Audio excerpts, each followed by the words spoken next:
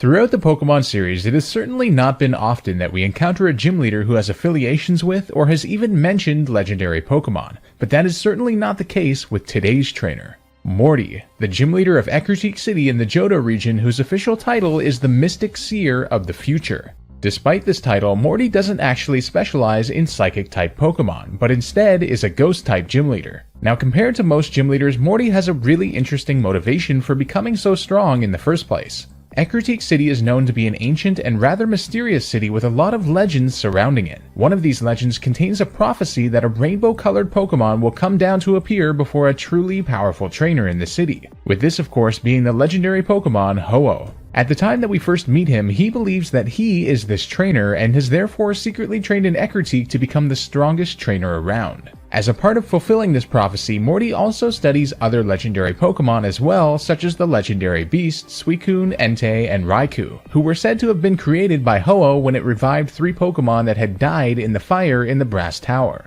One of Morty's friends, a man named Eugene, has a huge research interest in Suicune and is therefore of a lot of use to Morty's quest. However, Morty eventually admits to the protagonist over the phone that he doesn't really have much interest in Suicune itself and much prefers Entei and Raikou, but can't decide which one he likes best. Upon being defeated by the protagonist, either Ethan or Chris, Morty admits that he might not be the trainer destined to meet Ho-Oh and that it in fact might be them instead, citing that they have something more than he does even if it's not just raw strength. One would think that if he lost his primary motivation for battling and becoming stronger, Morty might have quit altogether. But was this really the case? It's time to find out how strong the Mystic Seer of the Future really is by looking at all of his appearances in the main series games to construct his best possible team. It's time to find out his true power.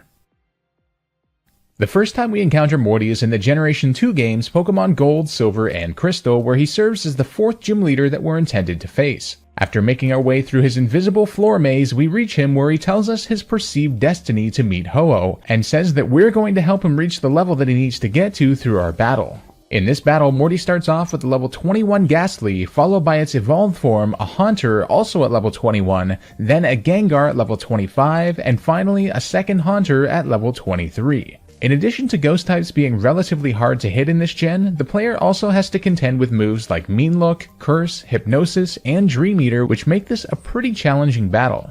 Morty is next found in the Gold and Silver remakes Heart Gold and Soul Silver. Despite them being remakes, we can actually battle him on 2 separate occasions, unlike the originals. The first is for our 4th gym badge, where he has the same 4 Pokemon at the same levels, but with upgraded movesets, and we have to account for the fact that all 4 Pokemon now have the Levitate ability, meaning their weakness to ground disappears entirely. His Gengar also now holds a Citrus Berry to give it some recovery and more bulk in a sense too.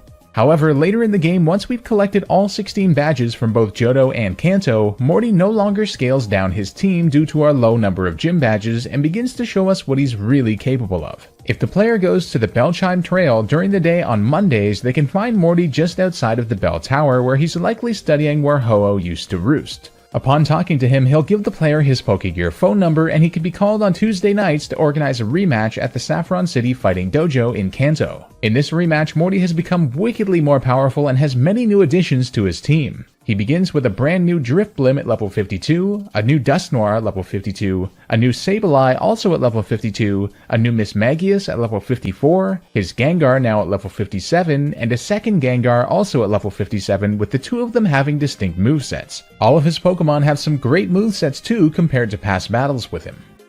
The final time Morty is found in the main series games is in Gen 5's Black 2 and White 2, where he participates in the Pokemon World Tournament. Morty makes more appearances than most gym leaders, as he's featured in 4 different tournament styles with 3 different teams that he rotates between, and with several really cool new additions to his collection. Don't forget that the Pokemon World Tournament automatically sets all Pokemon to level 50, but we can get a good idea of new additions to his collection since the events of Gen 4, and how competitively viable his Pokemon have become, both in terms of movesets and items. In the Johto Leaders Tournament, Morty rotates between his Gengar, Mismagius, a brand new Banette, his Dusknoir, his Sableye, and finally a brand new Frostlass. Aside from new movesets and items, his Type Expert and World Leaders teams are quite similar, with the lone exception being a brand new Chandelure in place of his Sableye, which is quite a great new addition. Now in 2012, there was a bonus downloadable tournament style through Nintendo Wi-Fi that was exclusive to Japanese and Korean games called Challenge the Champion Lance, which featured new teams for 4 trainers. Morty is one of these trainers, and in this tournament mode he has 2 new Pokemon that we haven't seen from him before. The first is a new Cofagrigus, which he follows with a brand new Jellicent, showing us even more Unova region Pokemon of his, and finally he has his trusty Gengar. It's time for the moment we've all been waiting for. Using all of his appearances in the main series Pokemon games, let's construct Morty's best possible team. The first pick is going to go to Morty's signature Gengar from his Heart Gold and Soul Silver rematch battle, in which it's at level 57. In the full Pokedex Gen 7 metagame, Gengar is currently in the underused or UU tier in competitive battling, which is the 3rd highest tier aside from Anything Goes. Although Gengar's defenses are just okay, it has incredible speed, insane special attack, and solid offensive stab coverage, making it an amazing special sweeper. With moves that Morty has on it like Stab Shadow Ball and Stab Sludge Bomb, coverage moves like Thunderbolt, Giga Drain, Dark Pulse, and Focus Blast, and utility moves like Hypnosis, Confuse Ray, Substitute, and Destiny Bond, Gengar is an offensive monster with insane coverage and surprising utility that is sure to put anyone opposing Morty on the defensive. The second pick for Morty's best team is a bit of a tricky one for similar reasons to Agatha's best team. He has a second Gengar also at level 57 that I think would definitely deserve to be on his absolute best team. However, Species Clause is a thing in official battles, so we'll say that on his raw head-to-head best team, his second Gengar would be put here, but we'll put it in as an alternate for official battles. In which case, the second spot would go to his Jellicent from his Black 2 and White 2 Challenge the Champion Lance team, in which is of course automatically set to level 50. However, his Jellicent does know the move Water Spout, which in Gen 5 is learned at the very earliest by Frillish at level 61, meaning we know this thing is at level 61 plus. Jellicent is currently in the second lowest tier if you include untiered Pokemon being in PU, so it might seem like a strange choice. However, it is his highest level Pokemon and is quite an underrated one overall. Jellicent's got a lot of bulk and a good special attack as well, making it quite a tank. With great abilities such as Cursed Body, which has a 30% chance to completely disable the opponent's last attack used against it, and Water Absorb to make it immune to water, along with amazing moves like Stab Scald for a chance to burn, Stab Shadow Ball, Recover to heal half its health, and Will-O-Wisp or Toxic via TM to cripple the opponent, Jellicent is an absolute beast that certainly deserves more credit. The third spot is going to go to Morty's Chandelure from his Black 2 and White 2 Type Expert and World Leaders tournament team, in which it's automatically set to level 50. However, given that this is the biggest battling challenge that Morty has ever faced, and his lowest level Pokemon that we've seen the level of outside the World Tournament was level 52, we can assume that this thing is at least somewhere around level 52 as well. Chandelure is currently in the UU tier and is a really interesting Pokemon with a unique typing and great base stats, with the only mediocre one being its HP, and aside from that, they're all great, including an absolutely insane 145 special attack. With moves like Stab Flamethrower via TM, Stab Shadow Ball, Will-O-Wisp and Calm Mind via TM, and Energy Ball or Psychic for coverage, Chandelure is an offensive monster that can take a hit and outspeed many Pokemon too. The fourth pick is going to be Morty's Frostlass from his Black 2 and White 2 Johto Leaders World Tournament team, and is also likely around level 52. Frostlass is also in the UU tier and has a really interesting stat spread, with all its defenses being decent, its offensive stats being good, and its speed being excellent. Frostlass can hit really hard and really fast with Stab Shadow Ball and Stab Ice Beam, but can also be great at outspeeding with utility moves such as Confuse Ray, Destiny Bond, Thunder Wave, and Taunt to be a huge annoyance and threat for the other team. The second last spot is going to go to Morty's Cofagrigus from his Black 2 and White 2 Challenge the Champion Lance exclusive tournament team, and is also around level 52. Cofagrigus is currently in the NU-BL tier, meaning it's banned from NU but doesn't quite make the RU tier by usage. Its base stats are quite bulky, and it also has a really great base 95 special attack too.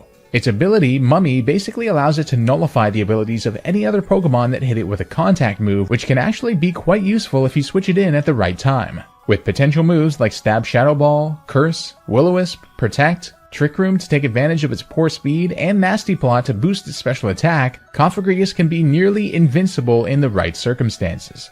And the final spot from Morty's best team is going to go to his Dusknoir from his Heart Gold and Soul Silver Fighting Dojo team, in which it's at level 52. Dusknoir is currently untiered, but is actually quite underrated, perhaps because its previous evolution, Dusclops, is a bit better when paired with the Eviolite item. Dusknoir's base stats are actually quite great, aside from its speed and HP, and it has a massive 100 attack, which is much needed for this team since it otherwise lacks physically offensive capabilities. With moves like Stab Priority Shadow Sneak to make up for its poor speed, Stab Shadow Punch, all the elemental punches for coverage via level up, such as Fire Punch, Thunder Punch, and Ice Punch, Earthquake for great power and coverage, and Pain Split for potential recovery, Dusknoir rounds out this team really well. Although this is Morty's best team, he does have some other great options that could be switched in depending on who he's facing. The first is of course his second level 57 Gengar, which is definitely going on his best team if we're not considering official rules and just going off of raw strength. Second is his level 54 Mismagius, which is undoubtedly a great choice, but its role is already fulfilled better by Gengar.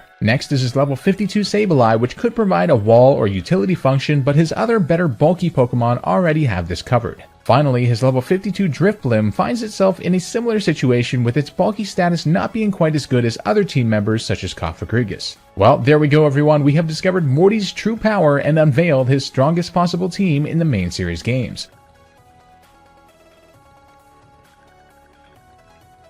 If you enjoyed this video and are looking forward to more from this series, please be sure to leave a like, share it on social media, and subscribe with notifications on by hitting that bell icon if you haven't already. All forms of support help a ton and are super appreciated. Don't forget to comment down below with what trainer you wish to see featured next. The comment with the most likes will pick the trainer for the next week's episode and will be featured on screen. Before we go, I'd just like to give a quick shout out to my patrons. Thank you guys so much for your support. If you enjoy my content and would like to support the channel and get some cool perks, the link to my Patreon page will be in the description below. This has been SilphSpectre, and I'll see you guys next time for some more True Power.